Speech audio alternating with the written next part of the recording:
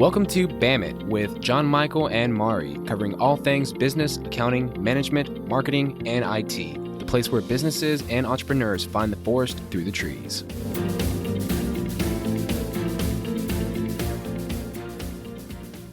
Hello, everybody. I am John Michael Cletus with my friend Mari Peterson. We go back and forth on what we're going to call each other. My friend Mari Peterson, brought to you today by Peridot Consulting and Marketing Outpost. And today we're going to be talking about ratings and reviews and what else were you calling it? I called it the good, the bad, the ugly, and I don't know what to do with this. The good, the bad, the ugly, and I don't know what to do with this is the name. That's what we're talking about today. And I'm going to let Mari do an interesting fact. So I'm flying in the blind on the interesting fact today. So a lot of people write ratings or give a rating and they write a review. But did you know, what would you think, John Michael, would be the expected reply time once a person writes a review? How quickly or not quickly are they expecting a response? So if I go and review XYZ restaurant and say, hey, well, the broccoli was soft, how quickly do I expect for them to reply to that? Yes. I don't know if I would expect to. I didn't know they even replied to that. Is that a thing? Well, now that's interesting that you say that. So have you ever written any reviews? No. Well, good God. Okay. Have you ever read any reviews in order to Yes. select where to eat and Yes. what to do? Okay. What kind of reviews do you look at?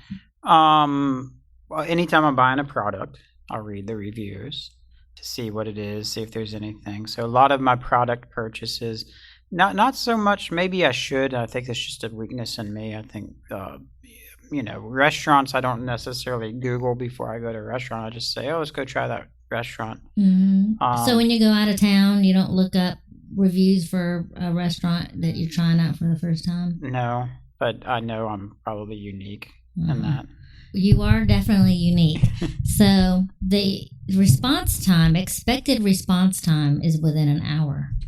Like, that's what the consumer expects. Yes. So if I get on there and complain, I'm like watching my clock. I'm like, I'm just going to wait for them to respond. People who write reviews, and if it's something that is really bothering them, there was either bad service or not what they expected at all or anything like that, they're generally expecting a response within an hour. Well, why don't they just email them or something? If they, I go through the review to be like, this broccoli was mushy, and wait for them to reply. So I guess it's like a public comment so that they can publicly be acknowledged.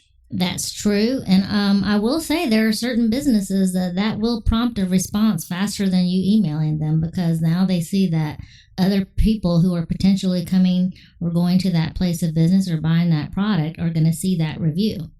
Yeah, I guess that would make sense, because they're like, oh, well, we got to go in and say it's supposed to be mushy. You just don't know the style of broccoli we were cooking. Well, now you're getting into a part of this conversation, which is about how to respond. So I get this question a lot. I meet with clients and you say, okay, have you set up your Yelp account? Have you, I usually do an audit first anyway, and I look online to see what's going on with their online profiles. Are people writing reviews? So and then I get the second question, which is, how do I encourage more people to write reviews? And there's a reason for getting reviews. I'm ignorant, which is why I'm... No, you're the perfect person for this conversation. Because Exactly. I actually will say, John Michael, a lot of business owners, they're too busy running their businesses, and they often don't want to think about reviews either, but they do know they're important. So go ahead and ask your question. Yeah, so when you say, you do an audit, and like, I wouldn't know, I'm an accounting firm, I wouldn't know if there's review, like, where would there potentially even be reviews? Somebody wrote you one on Facebook. Did they? Yes. Was it good? Yes. Well, good. When we get offline, I'm curious. Really? So this is John Michael here is not on Facebook. So for the entire world out there who cannot believe that there's somebody, he's a never Facebooker, but he does have a professional Facebook page on there, which I started for him. And somebody did write you a good review, and they wrote some good comments, actually. So I'll share those with you later. But let's get back into a more structured conversation. They actually said something nice. He's sitting here shocked and amazed. So let's get into a more structured conversation about ratings and reviews. So why should a business care about their reviews? Because just like you, John Michael, people do look at reviews. They will choose them for selecting products. They even choose them for selecting services, especially when, you know, they've had issues in the past, maybe with a service that they've had, and they don't want to repeat that. So they're looking at reviews to see if people, you know, mention those same issues. They will do it also to, you know, especially if they're new. Asheville is, I think every day somebody's moving here that is not from the area. They're from another town, another city, and they need to replace the services of where they came from. And they're looking for the reviews. And they're looking for, you know, before they buy, they want to know what people say about them. So reviews are very important to a business. If somebody's not, as a business owner, looking at their reviews, that's the first mistake. The second mistake. So I've already made mistake number one. Exactly, to not good. know. So let's keep a tally. Okay, and I'll say why, because those reviews will tell you something sometimes that maybe you're not seeing yourself. Sometimes the reviews, even when they're negative, are legitimate. Sometimes the reviews can help you determine how to improve what you're doing, or maybe fill a gap or anything like that.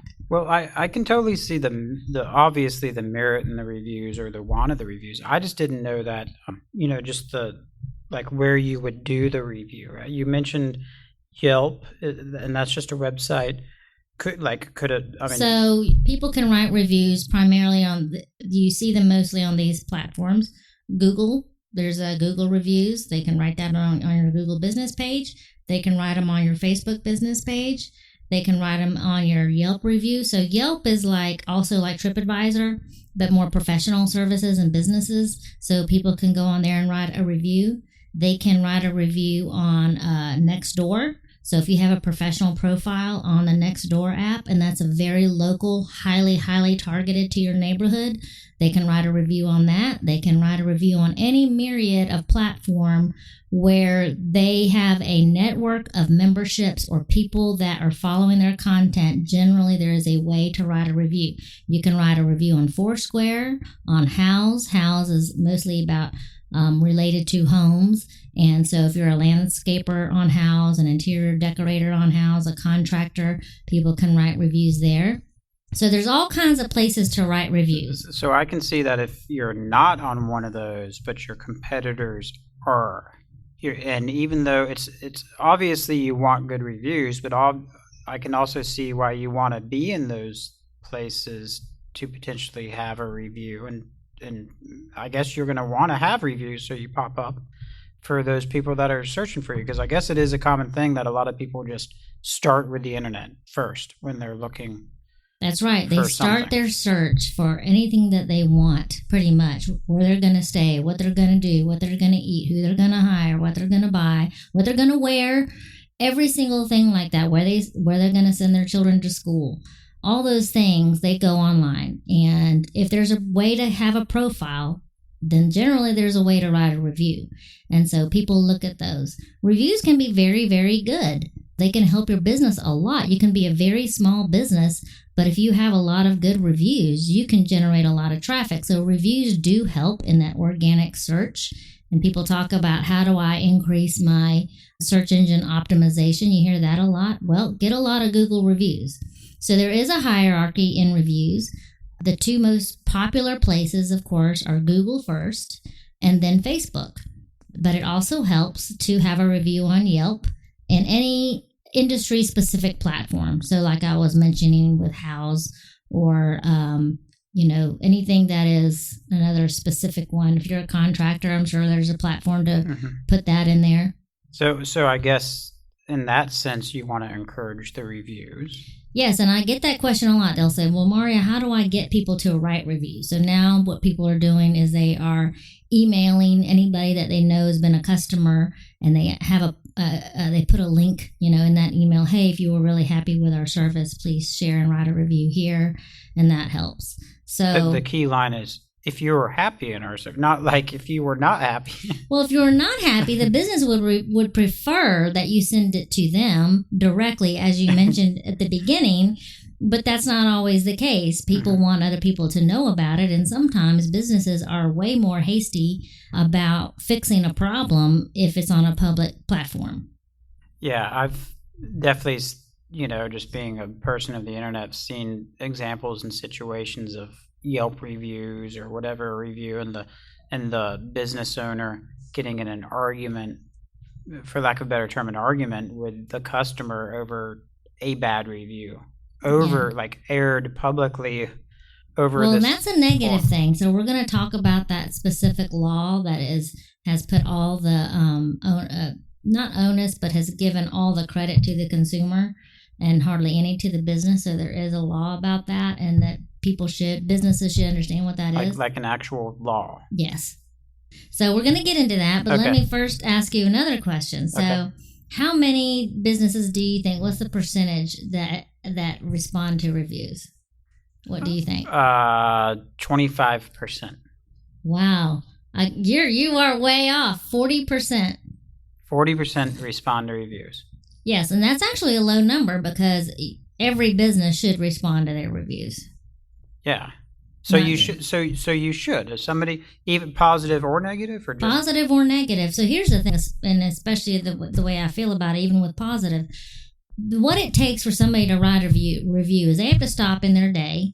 They actually have to go find where they're going to write that review, and then they have to take the time to write that review.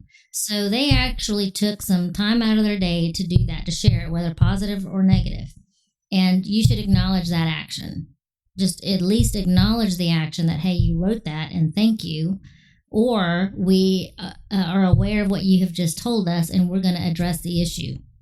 Or we're going to go to not court about it, but, have an issue or discuss. Usually what you'll see on Twitter is, okay, please contact us and we're going to resolve this.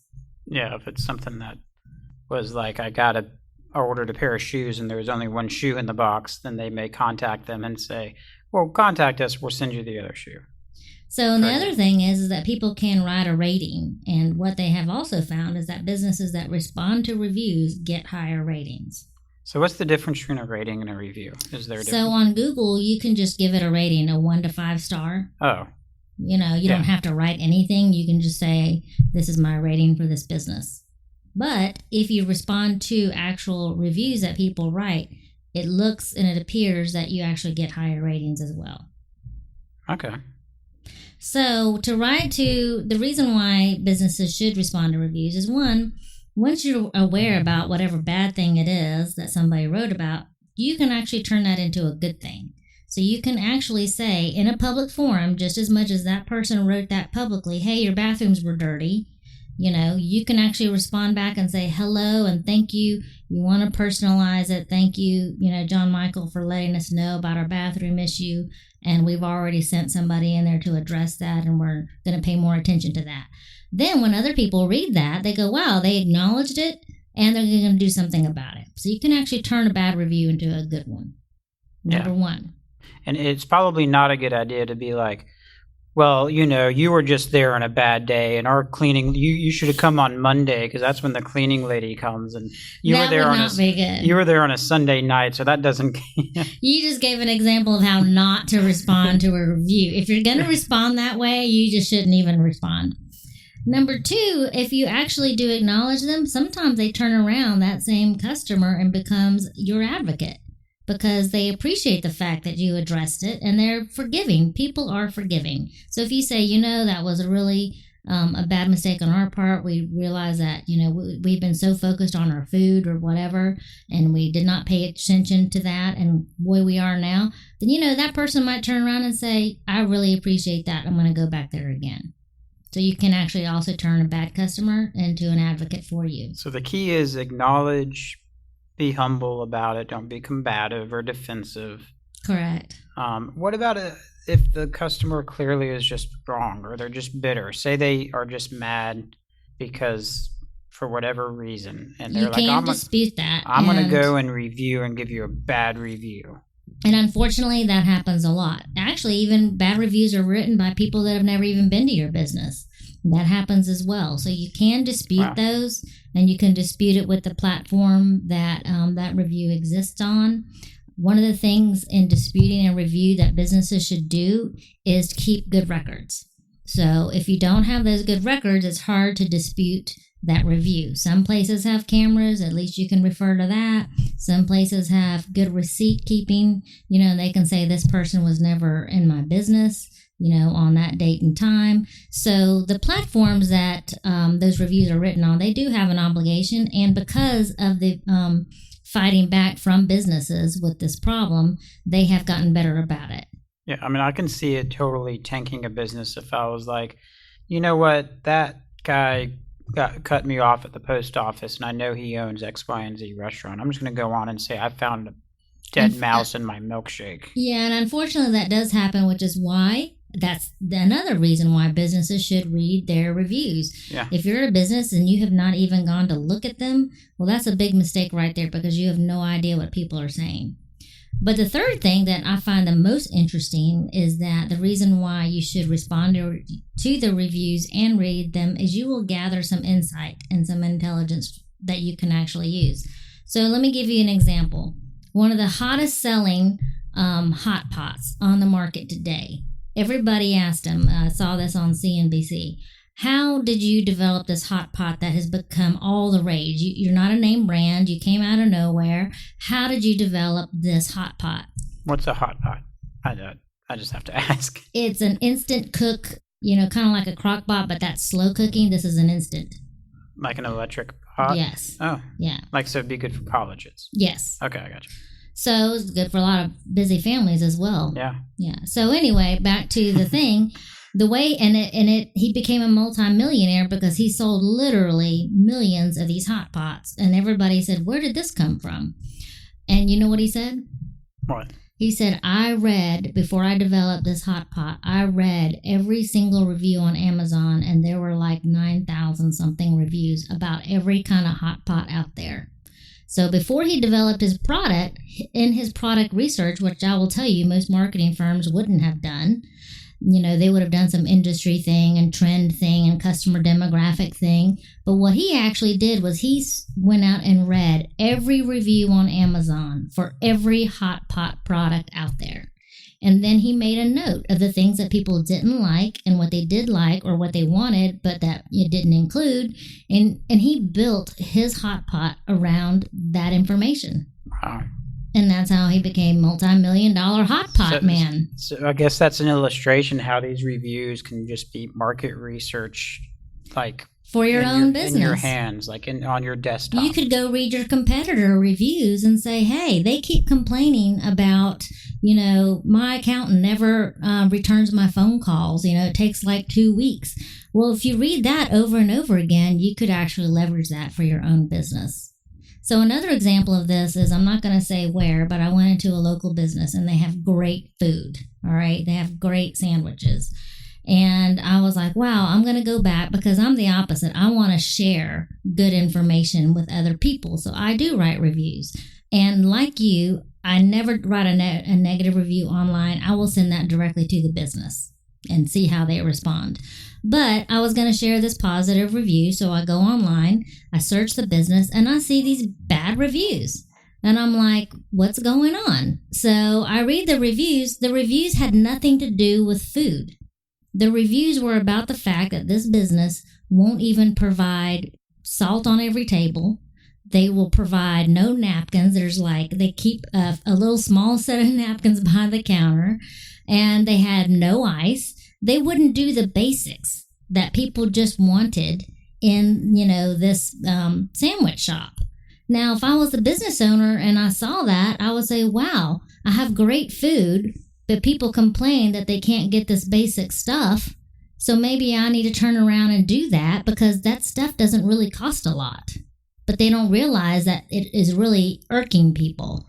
Yeah, so that review I can totally see that illustration as to your point that it's just telling you like this little thing is all put napkins on the table. Exactly. So I think reviews are business insight for yourself. You may not like them, but somebody else scrolling through, all they see on your business is, oh, this person, this, sandwich shop has a 3.5 review, and they move on. They may not even read the reviews. But I'm in marketing, so of course I was like, wow, that's just so surprising because the food is so wonderful. He makes his own bread and the sandwiches are just fabulous. Why are people writing bad reviews? And then I read it and I'm like, oh, it has nothing to do with the food. And he doesn't even realize that because he's never read the reviews. There was not one response, not one acknowledgement, nothing. And to the casual observer, like you said, they just see 3 out of 5 stars and they're like, oh, I guess it's not as good as it looks. And exactly. So it's actually doing the business harm instead of helping them, when there were a lot of other reviews about how good the food was, but it's getting drowned in these little small incidental things. Yeah.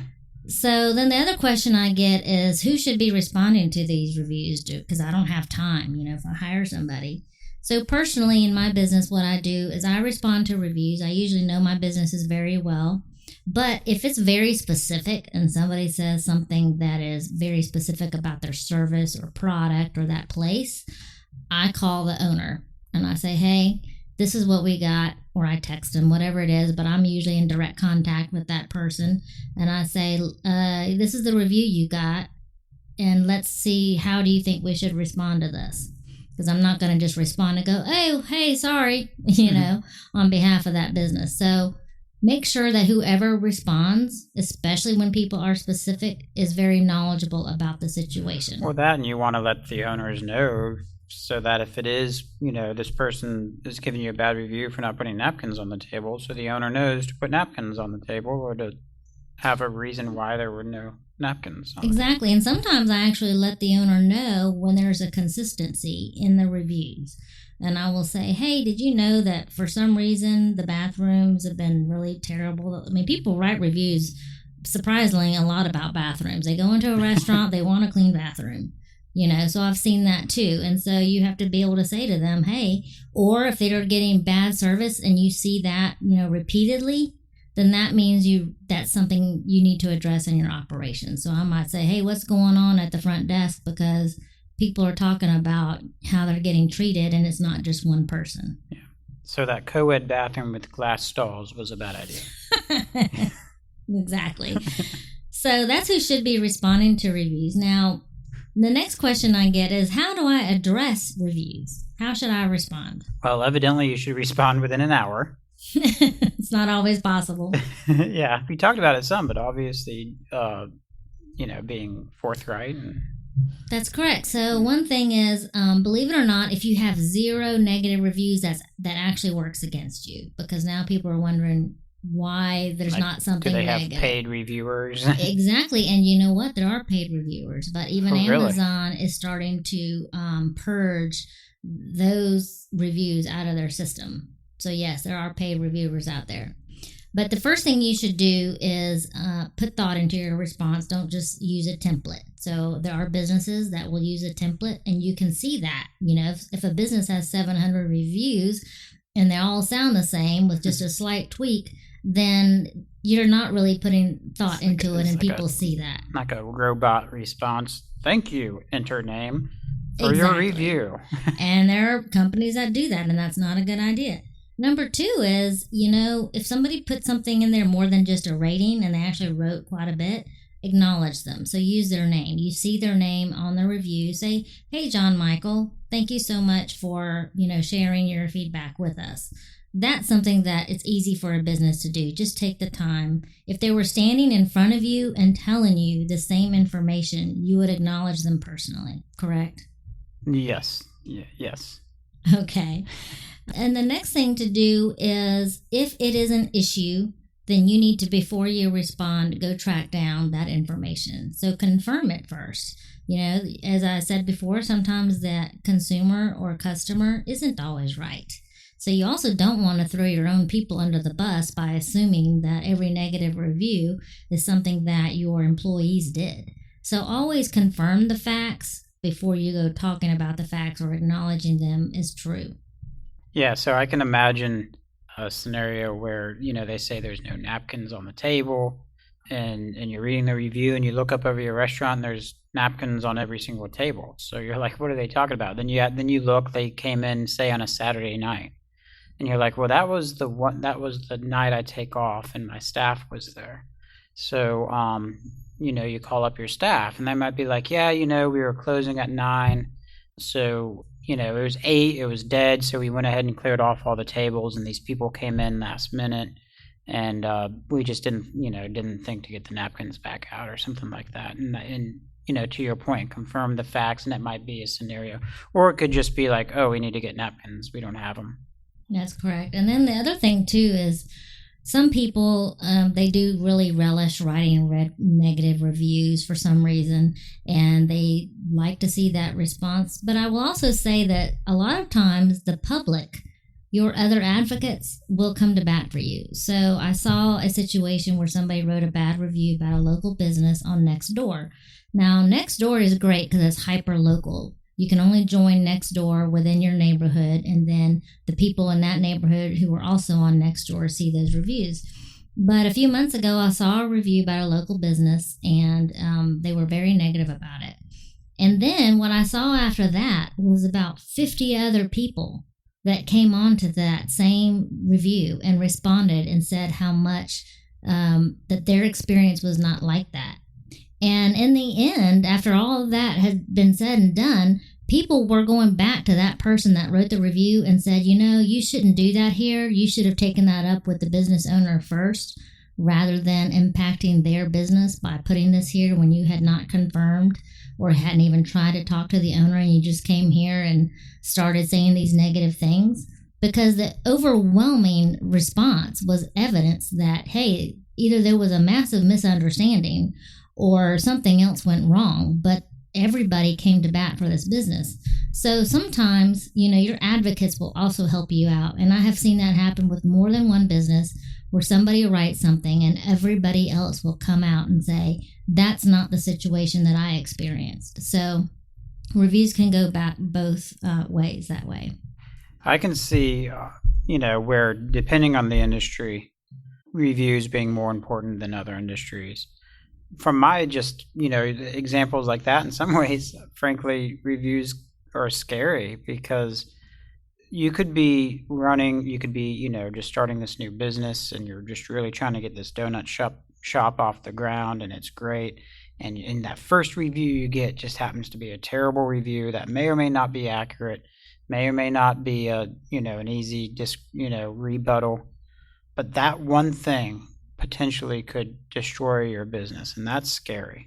Well, it probably wouldn't destroy your business unless you did something really outrageous. Because if that owner got back on there and said, hey, I'm really sorry about your experience, we're new, we're really working things out, please come back in and we'll give you a free such and such, there is always a way to resolve the issue if you think about it and you're very real about it.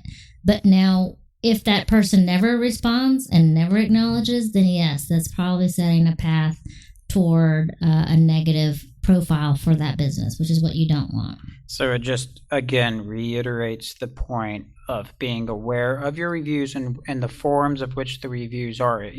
Coming into this, obviously I was ignorant.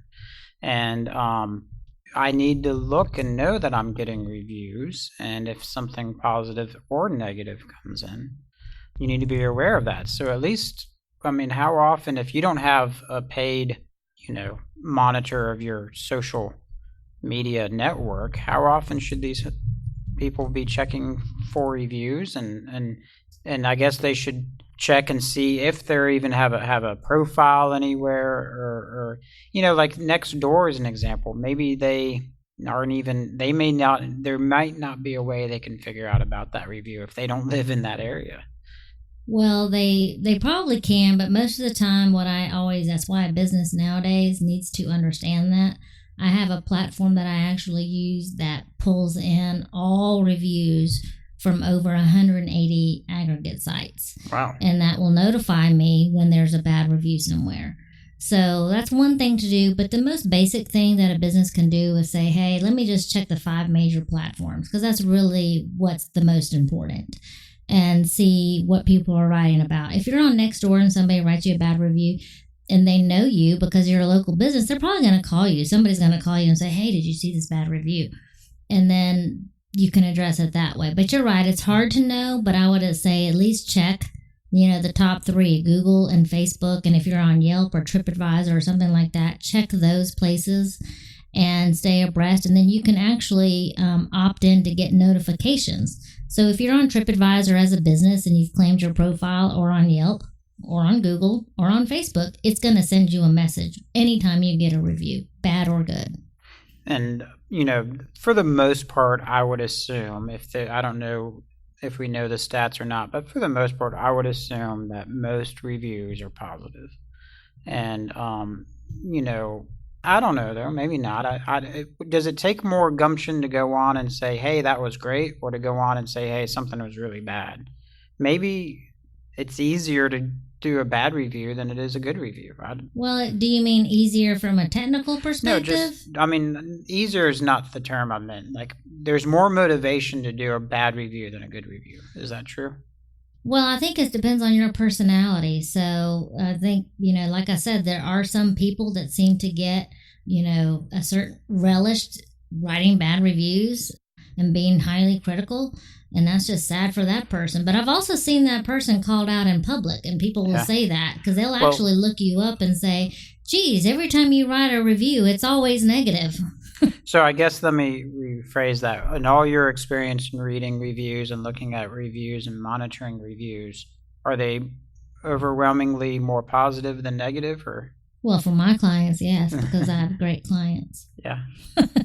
But no, I have seen some locally here that the reviews are really doing them harm. Mm-hmm. And, the business needs to pay more attention. And I think the business is even aware, but they're not changing their operations. So you're not going to last long. The reviews eventually will take you down if you are not actually paying attention, and they start to build up like that. So reviews are also a good way of keeping businesses accountable. When you think about it, before, when you didn't have that public platform, businesses could get away with all kinds of things and nobody would know about it. So it's also that as well. Yeah. They obviously, serve a purpose beyond just, the ego of the business owner. And it's the true purpose of reviews from the beginning, I think, was just purely that. Like, hey, is this place good or not? Is it gonna, they say they're the best hamburgers in town. Are they the best hamburgers in town? It also, to your point, can say if they're slipping. If it's a 50-year-old family restaurant and they're known as the best hamburgers in town, but for the past 3 years they've been kind of slipping, you might start noticing that a little bit, and they might want to revamp how, their bathroom. Exactly. Well, that's what I say. Use the reviews not only to learn about your own business, where to improve operations, but also use it to gather competitor intelligence. You can use that and say, here's what they're saying about my competitors, and we don't ever want to be like that or do like that. So you can learn a lot from them. It's better to learn and to read your reviews than to stick your head in the sand and not do anything at all. Or be ignorant to it. I could completely see if you're thinking about opening up a business or start selling a product or go into a new area or region, reading the reviews of your competitors I can completely understand how that is just market research in your lap. Yes. Free. Outside of the time it takes to read it. So the last thing I want to close with is I mentioned earlier that there is a law about reviews. And for the life of me, I did not write down the exact name, but it was several years ago because businesses were suing about reviews that had been written. It was a big case in Florida. And I do recall that part about it. But what it basically did is it put all the power in the consumer's hand. And it did not allow the businesses to fight much about those bad reviews. And it did not require the third-party platforms where these reviews are to have to do anything. And so that is now changing, but that is where, as a business, you ought to read that law, and I will find that and mention it later, but read that law and understand what your rights are. And that is also the reason why you should have very good records, because that is how you can dispute some of those bad reviews.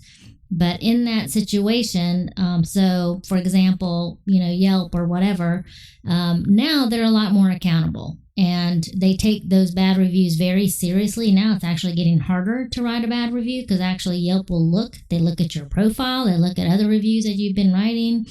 If they feel like you have any affiliation with that business, they take you off completely. So you can actually go to review jail where they will not let you write reviews anymore. So because of that and this growing, criticism and complaint by businesses, those things are starting to change. And there are some consumer review fairness acts that are coming out. Yeah.